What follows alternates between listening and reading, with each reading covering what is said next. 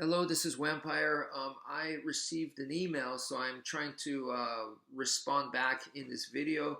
And yeah, let me go ahead and get started. So it says, I saw your last video and agree on all points. Matter of fact, I was hooked on the idea of using a folding knife as a kubotan for years now, ever since I saw you touch on the subject on one of your videos a long time ago. So anyway, thank you so much for watching my videos. And yeah, back in 2006, 2007, maybe around that time, I created the K4S system. K, the number 4, and then an S. And what that was it was using Filipino martial arts as kind of like the main style, and then we have uh, all of my other martial arts experiences, you know, all blended in together into one system. And it was designed specifically for the street, and it was designed to use a folding knife for self-defense. Okay, so that was the K4S system, and the logo was a closed fist where I'm holding a folding knife in the closed position in my fist, and it said K4S, you know. So that was my logo to say that it was that important to use the folding knife closed. So you probably watched one of those videos. Anyway, this next part says, I am using a Cold Steel Recon 1 in Brazil, and I come to the realization that the 4-inch blade folding knives with triad and thumb studs are the best if you want to cover all possibilities. Okay, so the thing that I would recommend to you, okay, is that in martial arts we always have a preference. Okay, so for example, you could be someone that does like MMA, and you could do everything. You could stand up, fight. You could fight on the ground. You could fight in the clinch. Okay, but it's okay to have a preference, a specialty. So your specialty might be the ground. Okay, or maybe you're a taekwondo guy. You're a taekwondo guy, and you say that's my specialty. That's my preference. There's nothing wrong with that as long as you don't start thinking that is the best. Okay, when you say that is the best thing, and you don't really do the other stuff, you're having a closed mind, and you're going to limit yourself just to that, and that's not a good idea. So what I would recommend to you is that you really like the Cold Steel Recon 1. That's great. You found a really good knife and you like it. That's awesome. Okay, so I would recommend to you is start using other knives. Start using knives that are not as good. Start using knives that are at a lesser quality. Why? Why do I recommend this? For one is because if you get so used to your Cold Steel Recon 1, then you're going to be so attached to it that you're going to come to rely on it. And if you use a lesser knife, you're going to be like, what is this crap? What is this junk in my hand?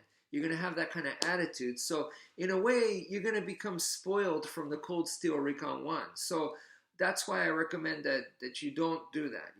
Understand it is a preference, and there's, once again, that's great, but don't limit yourself, because in a real world situation, you want to be able to use anything, in my opinion, any knife really well. So to me, that's important. So when my students come to train with me and we train with sticks, I see them always grab the same sticks. They always like this stick. This one feels good to them, so they always grab that. And I tell them, don't do that. In fact, and they always want the stick in the right hand and the stick in the left hand to match as much as possible. And I say, you know what, it's okay if one's thicker, heavier, longer, and the other one's shorter. It's all right, because in real life, that's what's going to happen. You can't expect to have equally balanced weapons, or you may not even have two weapons, just one weapon. So then that's super unbalanced. You got to get used to that, the other thing is the tennis player analogy that I always tell my students is that when you look at a professional tennis player, they are going to play as a professional, even if they have a $300 racket or even if they have a cheap $20 racket. They're still going to play as a professional. So the racket doesn't matter, okay? So I want you guys to be able to use any knife, because the most important thing is your skill, right? So that's what I recommend. Don't become too attached to one knife, okay? So the next one is sometimes I think about getting an extra large folder from Cold Steel since I could legally carry one of those in my area, but then I think those are not very good for the Kubotan use. Okay, so my recommendation to you, first you talk about an extra large folder from Cold Steel. Yeah, if you're interested, you think about getting that, get one. I recommend you get it. And rather than thinking maybe it's not that good, maybe it doesn't work well, whatever, get it, try it, get it and try it, experience it, because thinking in your brain, you could get lost inside your mind, but it does not, nothing beats experience. So if you just get it and see what it's like, you know, and don't be so quick to judge, oh, it was exactly the way that I thought, oh, it's too big, oh, it's too heavy. You know what? I remember kind of thinking along the same lines. I don't want my folder to be huge, right? But then I got a big one. I got a really big, heavy, thick folder, and then I trained with it. I carried it, and to experience it, and I found out that, man, it feels great. It's like having a Desert Eagle in your hand or something. It was just so much more powerful. So as a closed Kubotan, I felt empowered from it. Just the amount of damage you could do with it was way better. So it has pros and cons. Everything has a plus and a minus. So you have to experience that, okay? And you have to be able to see the positive things in it. Don't just immediately go, oh, that's not for me. You should try it out, okay? So that's my recommendation to you. The next one is, personally, I don't trust most knife locks in the market, but I do trust the Triad from Cold Steel, so I see no reason to get a fixed blade. So then in this case, I would say get a fixed blade. I'm not trying to just be opposite of everything you say, but get a fixed blade, try it out, and try to look for the positive things in a fixed blade.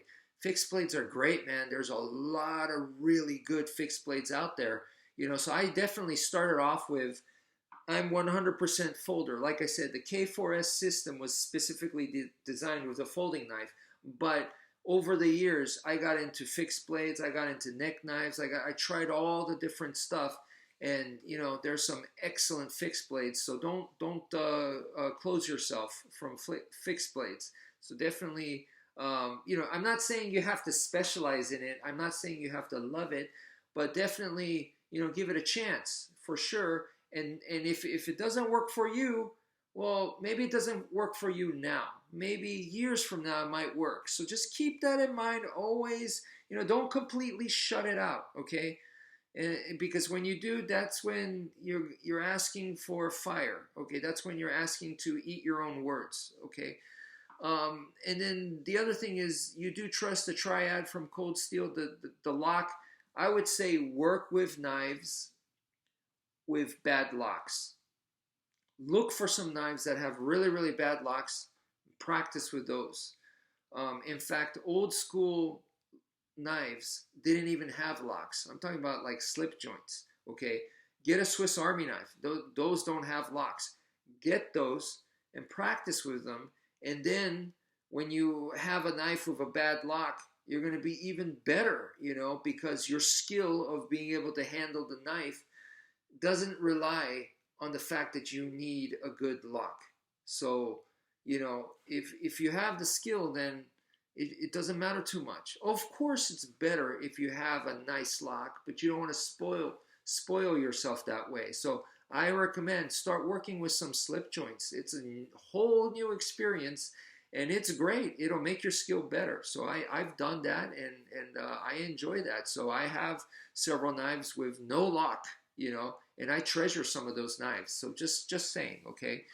Okay, so let's see. I tried several times to EDC a fixed blade, but they always have a major problem, like being uncomfortable to carry or not discreet or too small. I just prefer to get a folder with a strong lock. So once again, you definitely in the area, you know what you like, which is great. Okay, you know your preference. But remember, that's just a preference. Don't let it limit you. Okay, so you like a folder with a strong lock, that's great. Okay, but learn to work with other ones. Okay, learn to work with a folder with a weak lock. Learn to work with a folder with no lock. Learn to work with a fixed blade.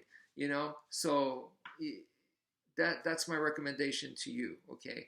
I think people also forget that punching and kicking also works. I see a lot of people saying punching and kicking doesn't work if you're going against a knife.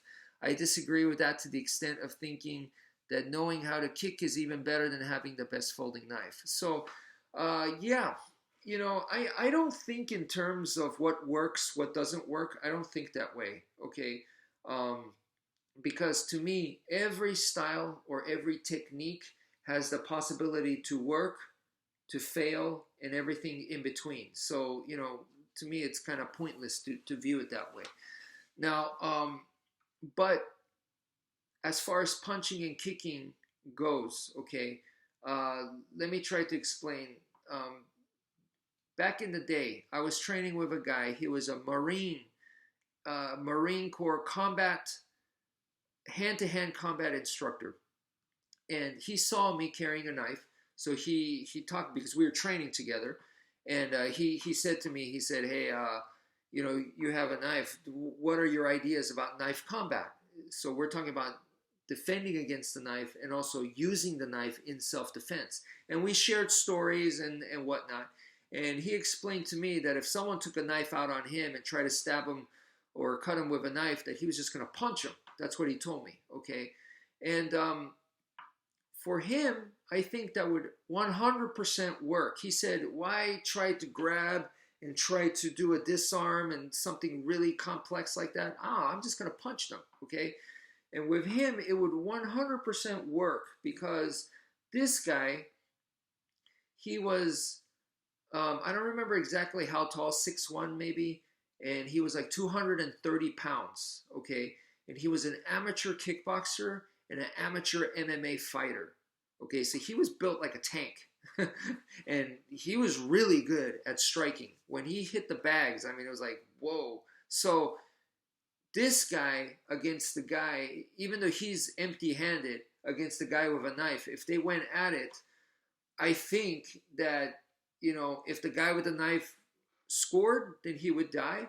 And if he scored a punch, the guy would get knocked out. So, either way, they can both finish each other. He has the ability to finish you with one punch. So, yeah, in his case, I think that would be fine. It's equal. Plus, he has skill. Plus, he has, tremendous athleticism. He has the endurance. He has a lot of other things to back it up, So in his case, yeah, I think that would 100% work, okay? For me, punching and kicking, there are times where I would do it, and there are times where I would not do it at all, So if I was like in medium range and I try to punch the bad guy and they're trying to stab me, it's not equal. That would be a very bad idea for me. The average person on the street, I don't have the KO power. I can't knock out. So I would definitely not do it. Okay. I would think it would get me killed, And so, yeah, kicking in long range, 100% I would. But I'm also very comfortable with my kicks, I'm very, very comfortable with my kicks. So I would use that in long range. Okay. Much more likely than to use my hands. One of the reasons is because the shoe, I feel like, will protect me from the blade.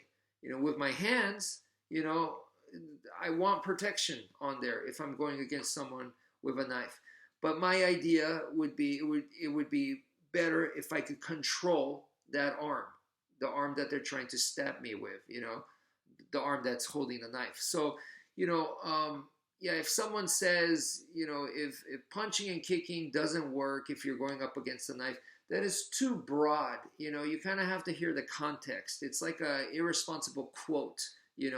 What is it needs to be more specific. So I agree with what you're saying here. You know, that punching and kicking, there is definitely a place for that. I'm not gonna say it works. Like I said, I don't think in works or doesn't work. I don't think that way. But you know, I definitely think that you know punching and kicking can be 100% effective, even against someone with a knife, even against someone with a gun, a firearm. You know, it just depends on the context and how you use it. On the flip side, it can also get you killed, you know, of course. So you need to see exactly what's going on there. So anyway, so you're saying that you are practicing the Bukan Krav Maga in Brazil. Here's a video of my grandmaster showing several techniques.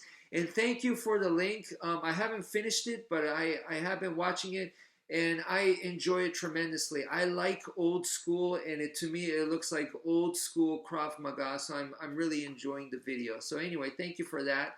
So that's it for now. Thank you for viewing, and take care, folks.